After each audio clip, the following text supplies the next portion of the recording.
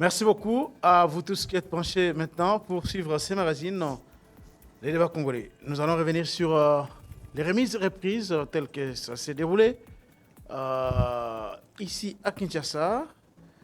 Nous parlerons aussi de la nomination d'un nouveau directeur de cabinet du président Tshisekedi. Il s'appelle bien Anthony Kinzo Kamol.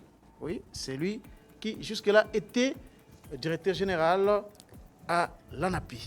Nous parlerons aussi des 7 gigas qui commencent encore une fois entre Moïse Katumbi et Martin Fayulu.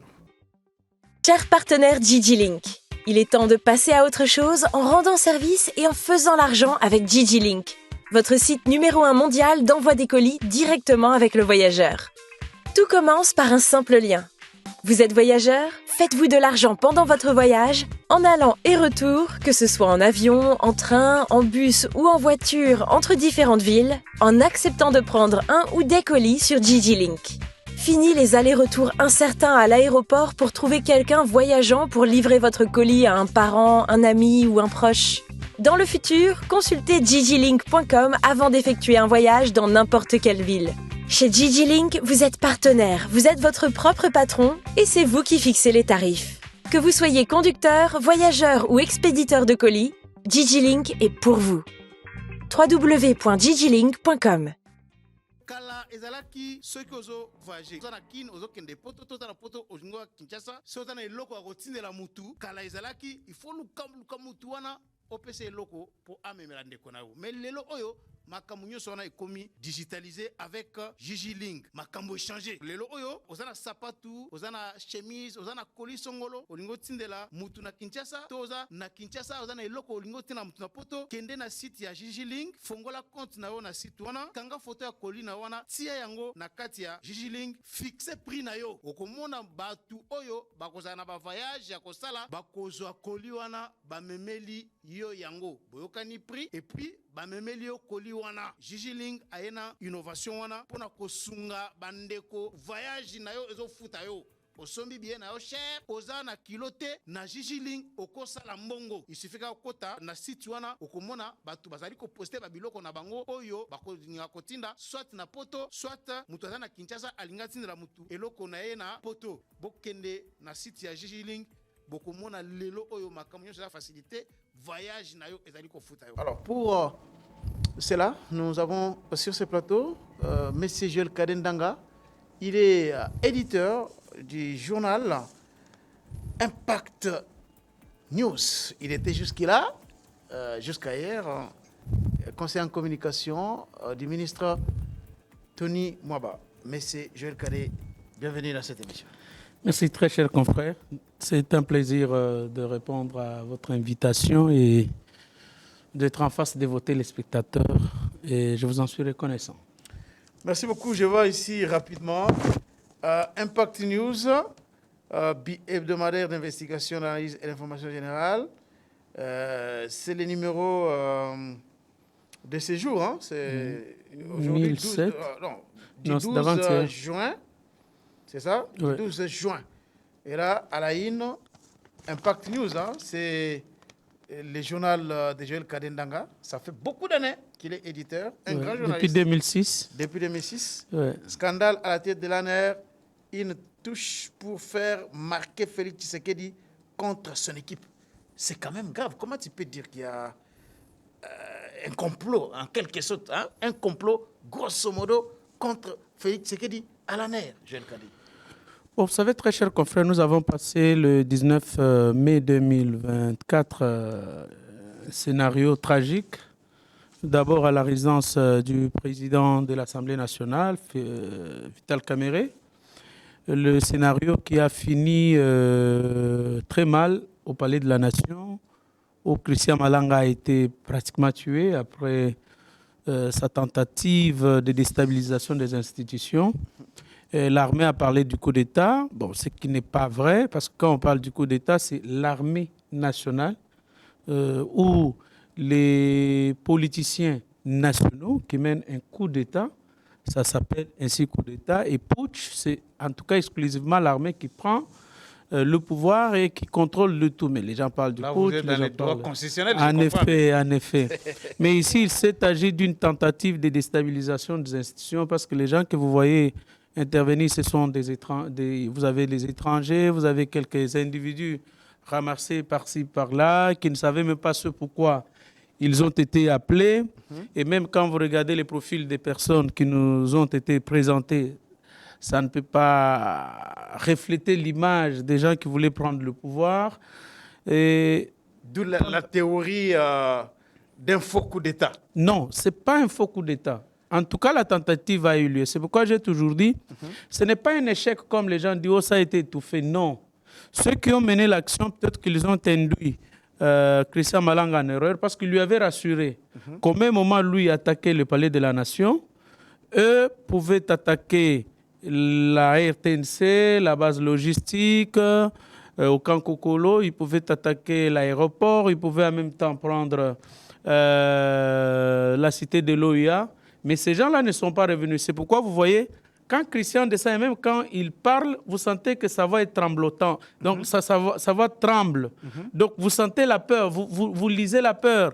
Ah, Nzambe akosakate, moni le loyo, tokomi, binabana biso, kamie. Donc vous sentez que il s'est senti trahi, mais alors il fallait faire quand même une action pour qu'il soit Ça, protégé. c'est votre lecture, même si à la RTNC, on a vu aucun militaire là-bas, à la base logistique non plus, Voilà. à l'aéroport d'Indili. Ça veut dire ceux qui lui avaient promis de de les rejoindre ne sont pas venus. Donc soit par peur, soit par lâcheté, je ne sais pas. Mais nous avons levé le ton. Je ne sais pas sur votre plateau ou ailleurs. Nous avons dit que le président, il y a eu des étanchéités au niveau des services de renseignement, tant militaires qu'étrangers. Vous l'avez dit ici sur ce plateau aussi. Hein. Oui, tant militaire qu'étranger. Qu'est-ce que j'ai dit? Tant militaire que civil. Parce que Charles Quint, c'est plus grave. Si ce qui se dit est vrai, c'est extrêmement grave que le service de renseignement soit dirigé par les étrangers. Les étrangers? Je dis, si ce qui se dit, ce qui se raconte est vrai, s'il vous plaît, avant que je n'arrive à Inzoum, si ce qui se raconte de bouche à l'oreille est vrai, c'est extrêmement grave. Vous avez entendu ici dans l'affaire Salomon Kalunda, il a porté plainte en Belgique contre le général Ndayouel, qui serait belge. Comment peut-on laisser les renseignements militaires aux mains d'un étranger? Bon, Ndayouel, le général Ndayouel, Christian Ndayouel est le fils du professeur Ndayouel, c'est connu de tous. S'il vous Il plaît, est congolais, ça c'est Christian, clair. le lien des nationalités, la nationalité, c'est un lien entre un individu et un État. Mais c'est d'abord un Congolais. S'il vous plaît, la nationalité congolaise, la nationalité congolaise, Charles Quint, est exclusive.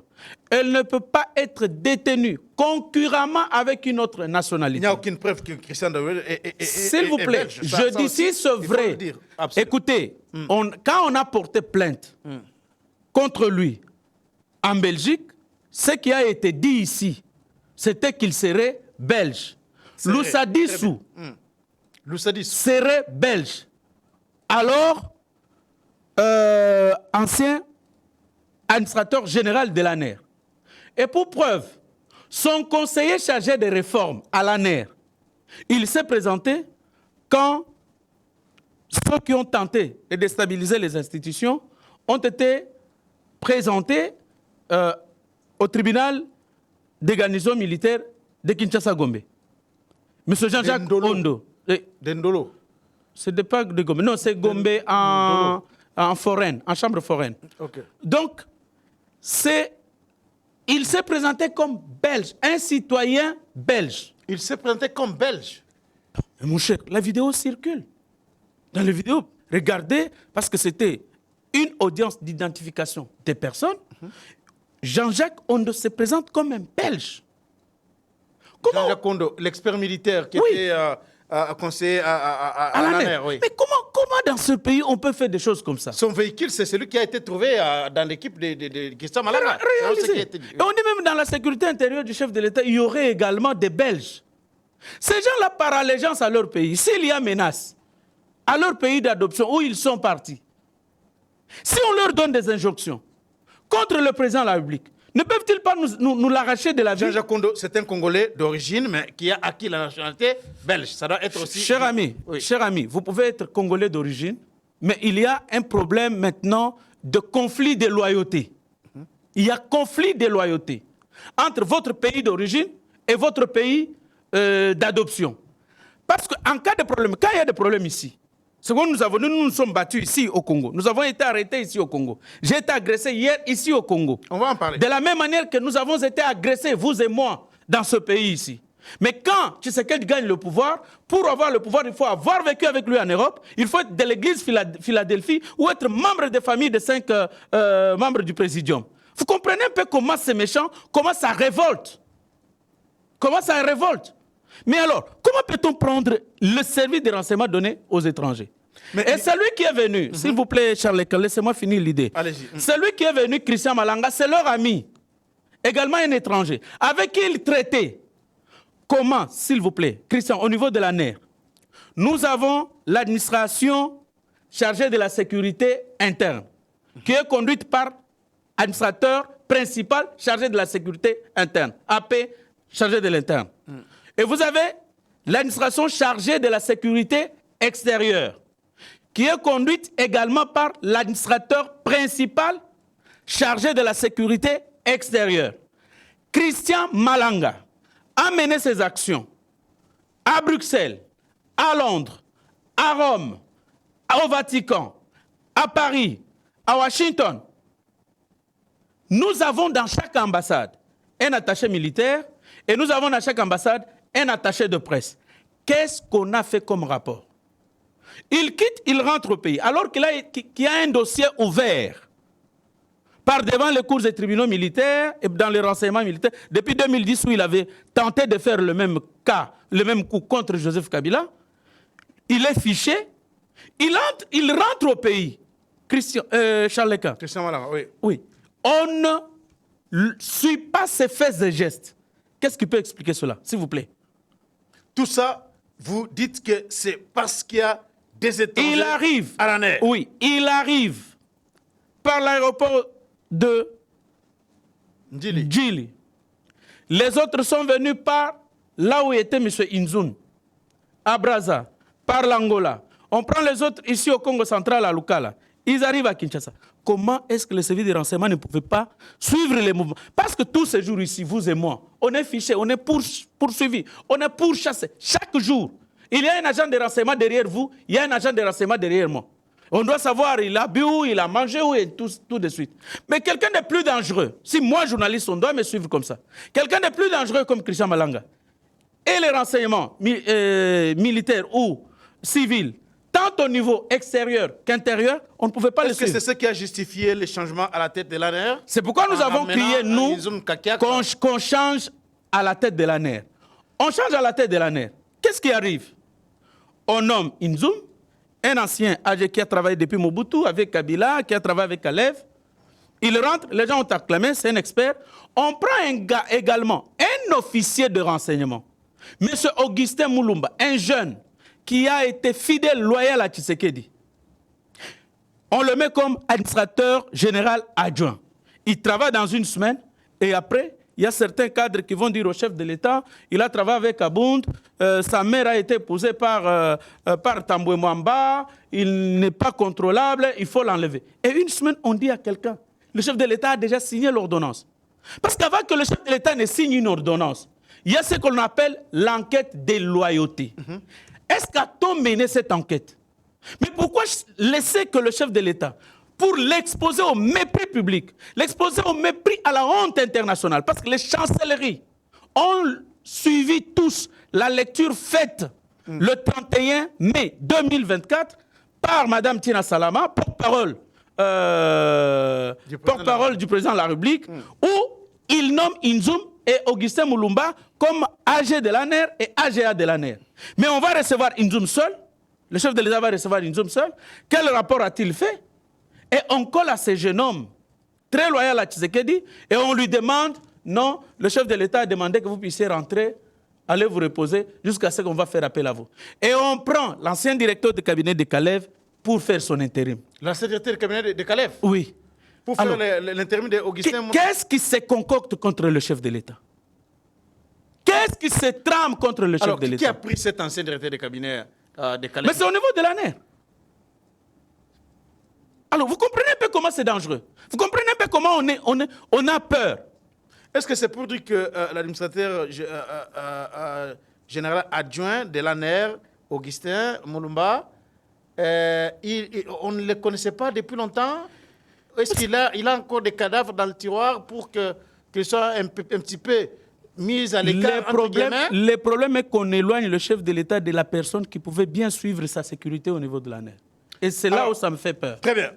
Joël Cadet, à la une encore de Impact News, ici, j'ai lu, ayant préparé la déstabilisation de la plénière d'investiture du gouvernement, Judith Suminwa Tuluka, avec les militants de son parti, Christophe Mbosso rattrapé et démasqué par la clairvoyance de Vital Kamerhe. Vous pensez que Christophe Mbosso a fait une conjuration contre Vital Kamerhe? Mais si vous avez suivi la plénière d'investiture, vous allez vous en rendre compte. Et à tout moment, Kamerhe appelait M. Mbosso pour qu'il calme ses militants.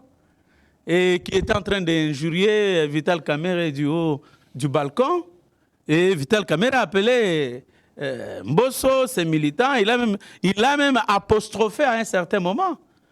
Alors, selon vous, qu'est-ce qui peut pousser Mbosso à se comporter de cette manière-là, alors qu'on a vu tous, il y a eu des primaires où Kamerhe les a tous battus, et il y a eu des élections, Kamerhe a été élu. Qu'est-ce qui peut aujourd'hui pousser Christophe Mbosso, si effectivement la thèse du complot est avérée, à faire ce qu'il a fait ces jours-là, à travers ses militants, bien entendu? Dans la tête de Biden, il n'a pas encore oublié qu'il est deuxième vice-président.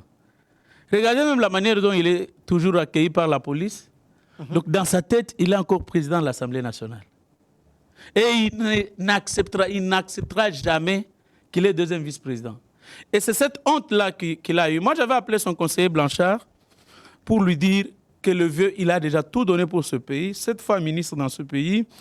Il a été président de l'Assemblée nationale pendant 3 ans, deuxième personnalité de la République.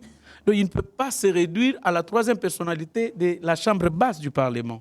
Pour son honneur, pour l'honneur de nous qui l'avons accepté, qui l'avons aimé, même s'il a détourné les frais d'indemnité de sortie des assistants parlementaires et des membres des cabinets des membres du bureau de l'Assemblée nationale, mais il pouvait se retirer et laisser cette place-là à un membre de son parti politique. Ça passerait honorifique pour lui que de s'accepter ainsi. Alors, parce qu'il n'a pas encore accepté qu'il est deuxième vice-président de la République, il mène des coups bas contre Kamerhe. De l'Assemblée nationale, excusez-moi. Donc, il mène les coups bas contre Kamerhe, mais comme Kamerhe, c'est vraiment un animal politique qui s'y connaît, qui a dirigé cette Assemblée nationale, il connaît comment se font les coups bas, il connaît comment ça se trame. Et c'est comme ça qu'il est rappelé à l'ordre toutes les fois que les militants de Mbosso étaient en train de Très bien. l'insulter. Alors, c'était là, parmi les grands titres à la une de l'Impact News. Joël Cadet, on a vu hier des cérémonies de remise reprises dans différents ministères. Parmi ces ministères-là, les ministères aujourd'hui appelés de l'éducation nationale et la nouvelle citoyenneté. Alors, une scène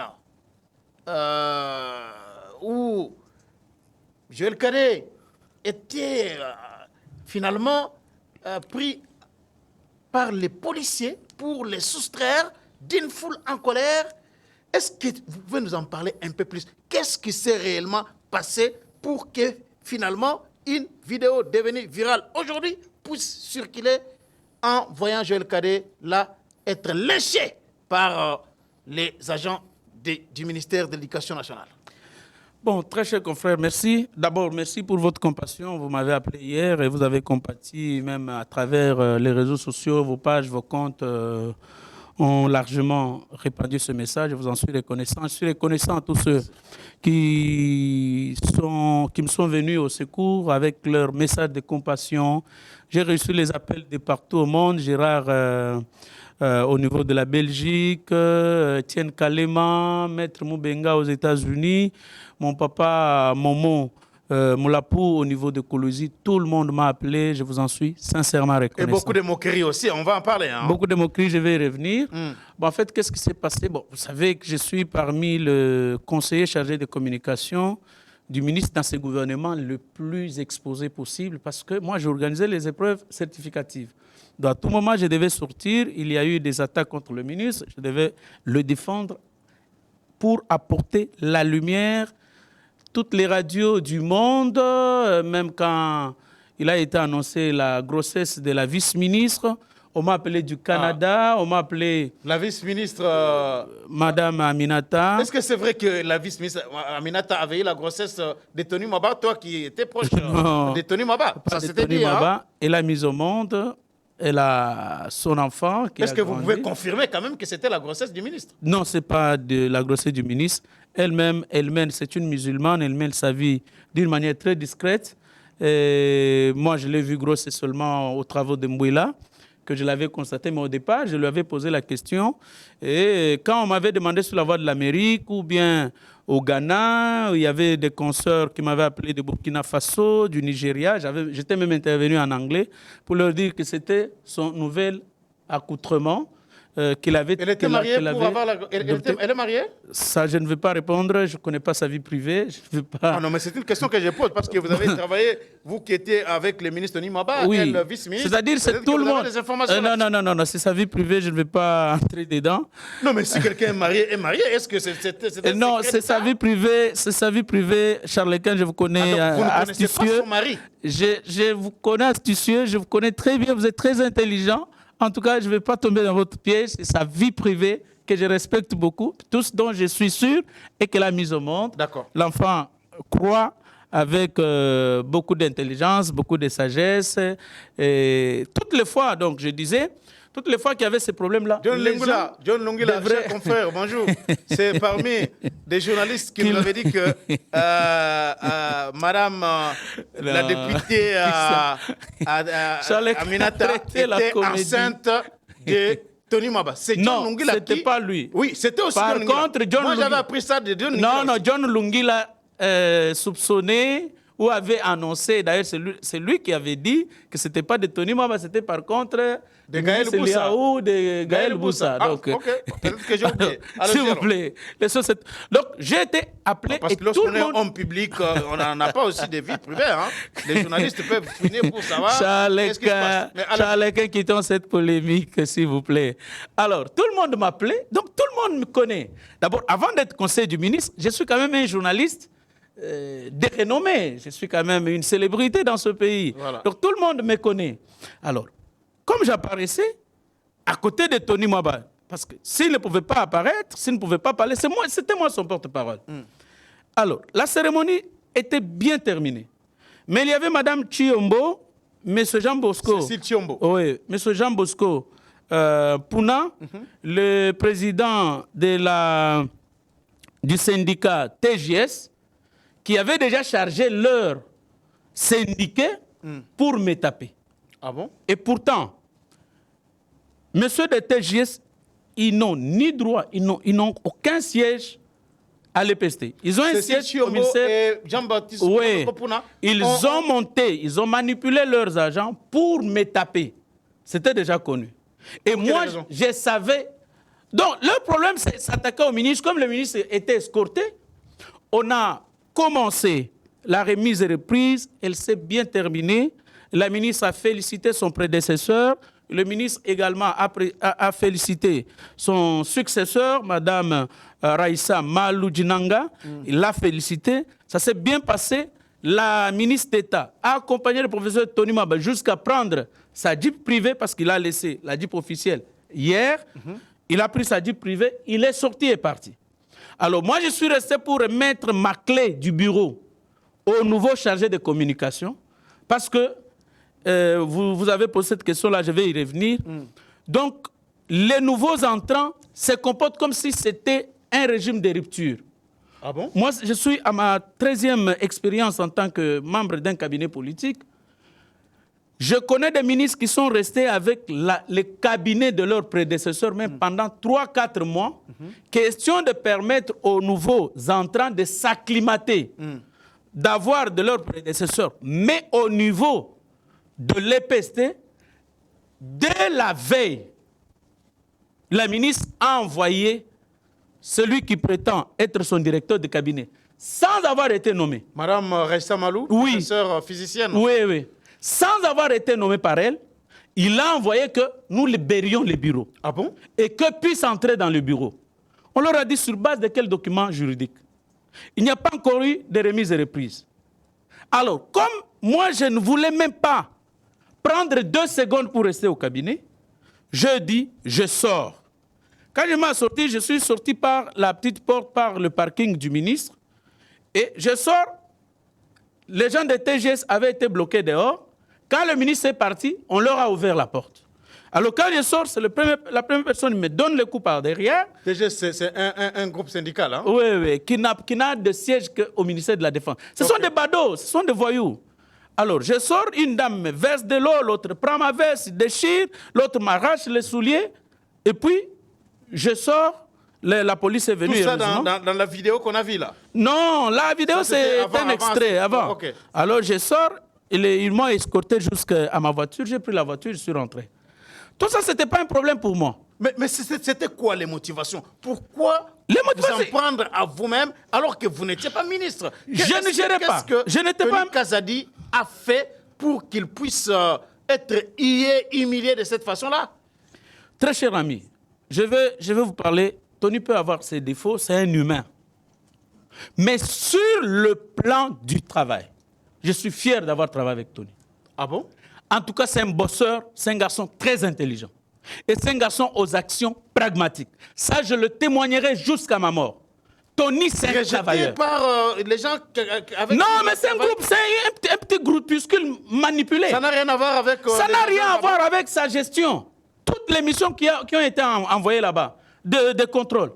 Dites-moi la seule mission qui a abouti. Ah, mais il a eu beaucoup de... Il a eu maille à partir. Non, mais écoutez... Je connais tous. Je connais où bat votre cœur, je ne vais pas entrer dans ça. Non, c'est pas une question de cœur qui battent, qui battent. Non. Mais de toutes les missions-là, il a été disculpé. Il a été lavé. Ça, je peux vous assurer. Alors, Tony a travaillé. Je vous dis, depuis 2001 jusqu'à 2021, vous allez vous rappeler, nous avons étudié avec vous 2001, je ne sais pas vous étiez en quelle année, mais ce sont des grèves successives. Mais les 3 dernières années, pour vous dire que... Il n'y a pas eu de grève. Il n'y a pas eu de grève. Aujourd'hui, Tenasospé. Et ça, c'est un travail d'intelligence de Tony Mwaba Kazadi. La gratuité de l'enseignement, elle a connu tout au départ un blocage par la puissante Église catholique. À la tête, le cardinal Ambongo, M. Cholé. Ils se sont levés. Papa, c'est Tony Mwaba qui arrive dans une province, un prophète qui ne se fait pas respecter pour appliquer la gratuité de l'enseignement, il suspend le prophète. On fait remplacer un autre prophète et ce prophète-là suspend les sœurs, les religieuses. Les religieux qui étaient les préfets. Je me rappelle comment est-ce que Tony a fait suspendre la directrice d'école primaire de Twendele et même de Sami, comment s'appelle cette école de Sals, Imara. Je connais comment il a fait. Mais comment il peut être désavoué par les principaux syndicats qui défendent les intérêts des enseignants? Non, ce ne sont pas les principaux syndicats. Nous avons les principaux syndicats dans ce pays. C'est le Sénécat, vous avez les SIECO, vous avez les FOSINA et d'autres syndicats. Et Jean Bosco Puna, c'est quoi? Jean Bosco Puna, c'est un déserteur. Jean Bosco Puna a été chassé d'abord au Sénécat parce que pour malversation financière, il a été engagé à l'EPST au grade de directeur. En principe, il ne peut même pas parler au nom des enseignants. Dites-moi, il enseigne dans quelle école? Jean Bosco Puna n'enseigne plus. Je ne veux pas, pour des raisons familiales, ne pas parler de Mme Chiombo, je me mets un peu à l'écart. C'est ma tante. Je ne peux pas parler d'elle ici. Mais je peux vous révéler des choses extrêmement graves. Votre tante qui a instrumentalisé un groupe de gens pour vous tabasser? Bon, écoutez, quand Mme Chiombo était bien avec Tony Mwaba, venait-elle me faire rapport? Elle a fait engager ses propres enfants à la dynacopée centrale. M'a-t-elle fait le rapport? Se bat-elle pour les agents ou pour sa petite famille? Pourquoi il n'y a qu'à l'EPC où elle peut faire engager ses enfants? Les enfants ne peuvent pas être experts dans d'autres domaines. Alors c'est pourquoi j'ai dit, je ne veux pas entrer dans ça. On a dit que Joël Cadet voulait en venir au maire. Non. Les gens qui étaient là-bas. Non, ça papa. donnait une scène horrible quand même. Non, on ne se bat pas contre la foule. Et puis j'étais gardé, j'avais mon rapproché, j'avais M. Alain qui était tout autour de moi, qui m'a sécurisé. La police est venue par la suite. J'avais mon garde rapproché, ne pouvait pas me permettre de faire ça. Il lui appartenait, lui, peut-être de le faire. Mais devant la foule, vous allez vous occuper de la foule, vous allez tirer sur quelqu'un, vous allez taper qui? Est-ce que ce n'était pas quand même une humiliation pour le ministre Tony Mabak? Vous dites qu'il a fait beaucoup de réformes, 77 et tout ça, mais à la fin, l'image que ça donnait, c'est qu'il n'a pas abattu un bon travail. Non, moi par rapport au travail, écoutez, on est en politique. Tony a été trop combattu. Et Tony était l'ennemi de toutes les antivaleurs à l'EPST. On ne peut pas l'aimer. Moi, mon frère, je vous dis que Tony Mwaba a ses erreurs, a ses imperfections en tant qu'humain. Mais sur le plan du travail, j'attends que quelqu'un, même Jean Bosco Pouna, vienne me dire que Tony a échoué. Mais quelqu'un qui a abattu un travail de qualité comme ça, finalement, il a été la fierté. En quelque sorte, en monnaie de par le président c'est lui. Non, mais c'est lui qui a donné les discours à Félix-Antoine Tshisekedi Tshilombo de la gratuité de l'enseignement. On a posé la question à Tshisekedi. Durant votre mandat, quelle est votre plus grande joie? Il a dit il est fier de l'application, de la réussite de la gratuité de l'enseignement. Mais comment le président n'a pas renouvelé sa confiance en lui? Oh, mais il appartient au pouvoir discrétionnaire du chef de l'État de décider. Je ne peux pas les juger par rapport à ça. Merci beaucoup. Autre nouvelle, c'est la nomination d'un nouveau directeur de cabinet, M. Anthony Kinzo Kamol. Il est pasteur de l'église Philadelphie. Comment avez-vous trouvé cette nomination? Guylaine Nyombo était là, il est aujourd'hui vice-premier ministre, mais c'est M. Anthony Kinzo qui les remplace. Cher ami, si je rallie ma première intervention qui a constitué la une de notre journal. Oui, par rapport à l'ANER. Hein? Si je parle des renseignements militaires, renseignements civils, et aujourd'hui, on impose au chef de l'État, le révérend Kinzo. On l'impose. Si ce que Dinosaure a dit est vrai, je crains également. Dinosaure, c'est qui? C'est lui qui se présente comme le porte-parole privé du chef de l'État. C'est lui qui a insisté à Tchala, qui a insisté Jean-Marie Kassamba, qui insulte les gens là. On peut quand même parler de ça ici. Allons-y. Non, c'est ce que je dis. L'avez-vous trouvé? Hein, C'est ce que je dis. Si ce que Dinosaure a dit, c'est vrai, Charles Kankou, j'ai peur de l'avenir de mon président de la République. Quoi? Il a dit que le révérend serait rwandais. Il a été imposé par Matata Ponyo. Oui, il a été imposé. C'est ce que Dinosaure a dit. Il a été imposé à Mukoko Samba par Matata, à l'époque, alors ministre du budget.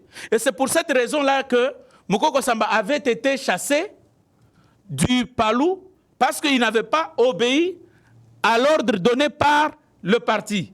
Il a nommé quelqu'un qui venait d'ailleurs. Mais est-ce que quelqu'un comme vous pouvez prendre quand même de telles sources pour évoquer ça dans une émission?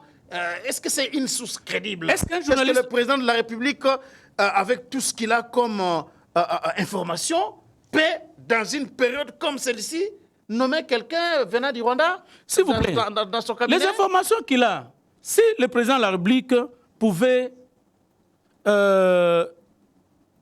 être le véritable roi. Un véritable roi n'aurait pas permis que son petit frère, Augustin Mulumba, soit chassé. Il aurait appelé pour confronter ceux qui sont venus l'accuser avec lui-même. Mais il ne l'a pas fait. S'il ne l'a pas fait, et qu'on vienne lui donner ces messieurs-là, qu'est-ce qu'il peut faire? Parce que je vous dis, je vous ai donné ici les 3 ou 4 sources pour accéder au pouvoir actuel.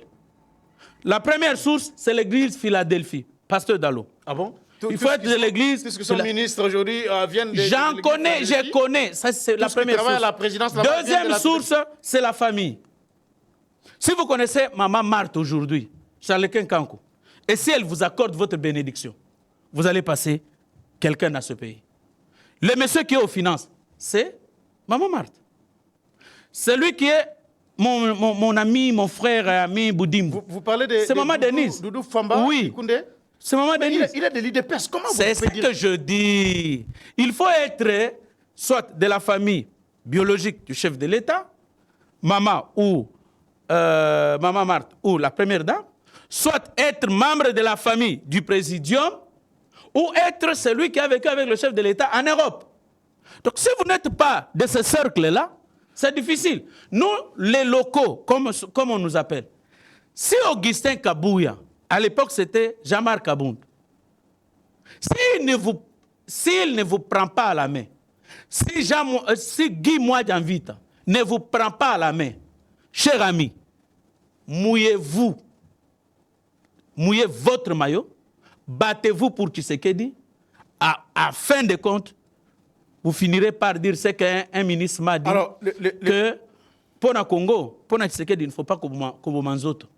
Alors, le pasteur Anthony Kizo, un parcours incroyable, quelqu'un de brillant, qui a fait des études ici. Est-ce que, pensez-vous que sa nomination à ce poste-là peut apporter quand même un changement au cabinet du président de la République? Un cabinet qui a été accusé de beaucoup de choses. On a même suivi une députée à l'Assemblée nationale qui disait qu'il y avait un gouvernement parallèle à la présidence de la République. Pensez-vous que cet homme de Dieu peut quand même apporter un changement? L'adjoint à John Numbi, comment il s'appelait? Ou l'ancien directeur de cabinet de Mobutu, qui lui avait été imposé par l'empereur éthiopien, qui avait changé la loi nationale, comment il s'appelle? Je vais me rappeler.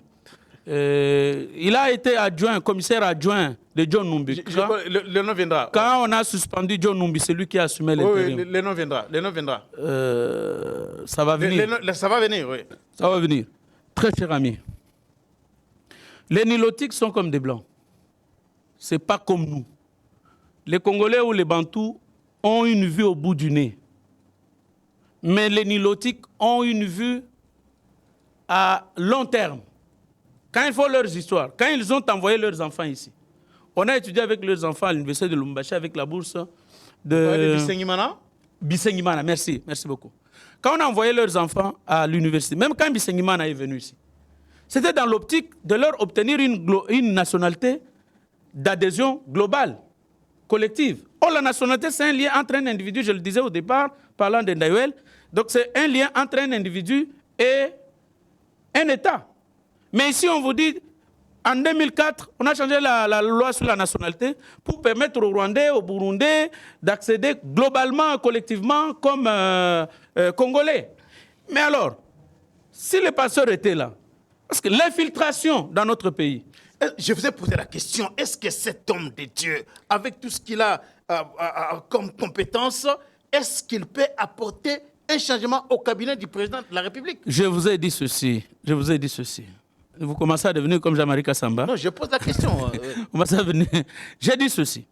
Quand les Tutsis ou les Nilotiques, nos frères, préparent un coup, ils ne voient pas 2 ans, ils ne voient pas 3 ans, ils ne voient pas 5 ans. C'est pourquoi chez nous, pour mettre les gens au pouvoir, vous voyez, tous les politiciens préparent l'avenir de leurs enfants. Chacun s'est amené avec son enfant. Vieux Bahati, Papa Lukwebo, le vieux Boussa, tous n'ont que leurs enfants. Ce sont eux qui le propulsent. Mais un Tutsi ne voit pas les choses dans ce sens-là. Un Tutsi peut prendre des enfants ici, il les envoie. C'est comme ça, ils sont même maintenant au Bénin. Ils sont ici à Brazza. Ils préparent 2040, même quand ils ne seront pas là.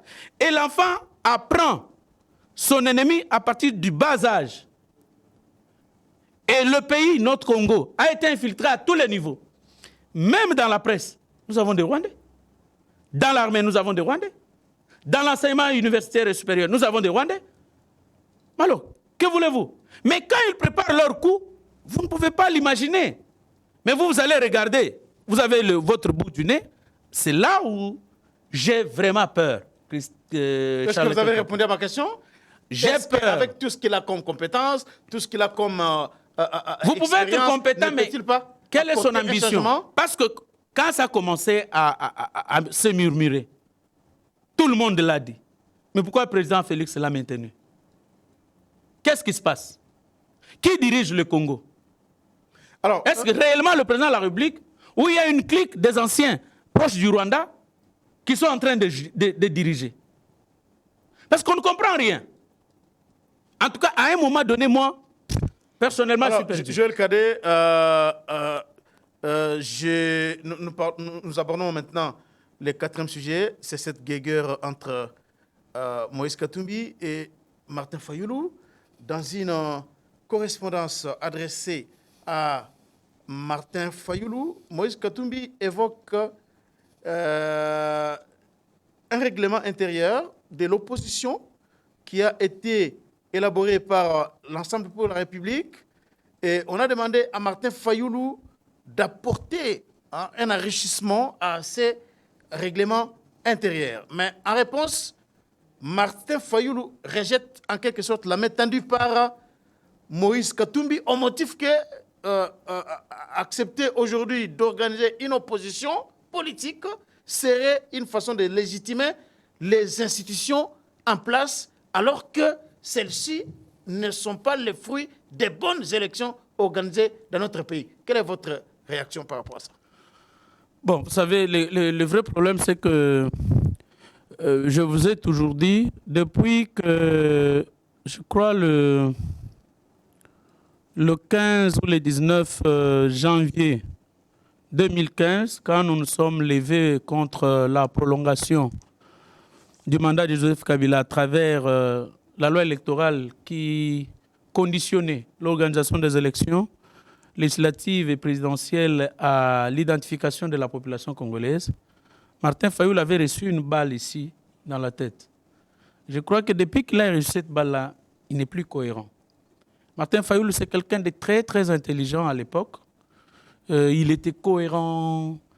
Mais ici, vous sentez quelqu'un d'incohérent. Vous sentez quelqu'un qui n'a pas les idées sur lui. Katumbi a accepté le pouvoir. Il l'a salué. Il a envoyé ses députés là-bas. Voyez-vous, Martin Fayoulou refuse d'engager les membres de son parti ou de décider ou de... Des candidats aux législatives. Aux législatives. Il n'avait pas de candidats aux élections législatives. Par la suite, il se présente comme président de la République. Tu vas gérer avec. Parce que nous avons un pouvoir pratiquement semi-parlementaire. Si vous n'avez pas de majorité parlementaire, c'est le Premier ministre qui dirige. Alors quelqu'un de comme ça, vous pouvez faire confiance à sa tête encore? Vous pouvez faire confiance encore à son cerveau? Il refuse la légitimité de ce pouvoir. Mais alors, en quoi vous êtes opposant? Vous êtes opposant à quoi? Et quand on est opposant, on présente les alternatives. Je vous dis, Charles Quint, ce pouvoir ici, je l'ai côtoyé, il y a beaucoup de faiblesses. Est-ce qu'il n'est-il pas resté cohérent? Parce que lui rejetait les pouvoirs en place qui n'étaient pas légitimes. Aujourd'hui, il continue à crier à l'illégitimité de ces pouvoirs. N'est-il pas resté cohérent? Mon cher ami, Martin Fayoulou a refusé de siéger au Parlement la fois dernière. N'y a-t-il pas envoyé son suppléant? Et l'argent que son suppléant prenait comme député, ne lui faisait-il pas le rapport sur le plan financier? Ne lui donnait-il pas cet argent? Arrêtez. Qui est cohérent là? Qui est cohérent? Katumbi est cohérent? Vous sentez que non. On a perdu. Il a accepté les sorts. Il s'est mis dans une position d'une opposition républicaine, constructive. J'ai aimé, il faut le voir le jour de l'investiture, l'intervention du président du groupe parlementaire, l'ensemble, Christian Mondo. Oui. Mais vous sentez que ça, c'est un opposant. Parce que non seulement il vient en critiquant les programmes, mais en même temps, il apporte les alternatives. Il apporte des propositions. Mais c'est quand vous avez quelqu'un qui rejette tout, qui ne reconnaît pas tout. Il a plus de 60 ans. Il a quel avenir politique pour encore s'attendre? Certainement qu'il est en train de s'enterrer. Parce qu'il faudrait aujourd'hui que l'on applique l'article ou les articles portant organisation fonctionnement de la loi portant organisation et fonctionnement de l'opposition en République démocratique du Congo. Parce qu'on doit avoir un porte-parole de l'opposition. Il faut qu'il y ait un contre-pouvoir dans ce pays. On dit aujourd'hui que non, on risque de tomber dans la dictature. Oui, on peut tomber dans la dictature parce que nous n'avons pas une opposition cohérente. Il faudrait qu'on ait un opposant. En perspective du poste de porte-parole de l'opposition. Oui, mais c'est par rapport à ça qu'on fait le... refuse d'apporter sa contribution. Cher ami, qu'il le veuille ou non, projet de règlement intérieur. ces postes-là revient de plein droit à Moïse Katumbi. Je ne suis pas d'accord avec lui, vous le savez, mais c'est lui qui a un nombre important de députés dans les rangs de l'opposition à l'Assemblée nationale. Et le poste de porte-parole de l'opposition revient à Moïse Katumbi. On a besoin d'un contre-pouvoir. Parce que la lutte que Martin Fayulu a menée dans ce pays, lui qui a été avec Etienne Tshisekedi, vous pensez que Moïse Katumbi, avec tout ce qui est dit sur lui, peut être un bon porte-parole par rapport à Martin Fayulu? Ici, je reste lucide, je reste rationnel, je reste dans le principe, je reste scientifique. Non, par rapport à la compétence, par rapport à la lutte, il n'y a pas un problème de compétence. Vous pensez que Moïse Katumbi peut être un bon porte-parole plus que Martin Fayulu? Notre constitution nous lie, malheureusement. Ici, ce n'est pas un problème d'expérience, ce n'est pas un problème de la longévité dans l'opposition, ce n'est pas un problème d'expertise. Si d'ailleurs, l'opposition avait raté la ville de Kinshasa en 2007, c'était Martin Fayulu qui avait cédé sa voix pour des raisons tribales à Kimbuta plutôt qu'à Adam Bombole. Donc, vous n'allez pas me dire qu'aujourd'hui qu'il a été dans l'opposition depuis longtemps. Certes, c'est vrai, mais ici, qui a un nombre important de membres, les députés à l'Assemblée nationale qui sont dans l'opposition, c'est Moïse Katumbi. Merci beaucoup. Par conséquent, on doit rester logique, rationnel. Et là, je n'ai pas de sentiment à y mettre. Je voudrais rester logique, rationnel avec moi-même. Merci beaucoup. Cette émission est terminée. Merci à vous tous qui l'avez suivi. Abonnez-vous massivement sur GCR Congo Télévision. Nous allons nous retrouver très prochainement dans un autre numéro de votre magazine, Les Débats Congolais.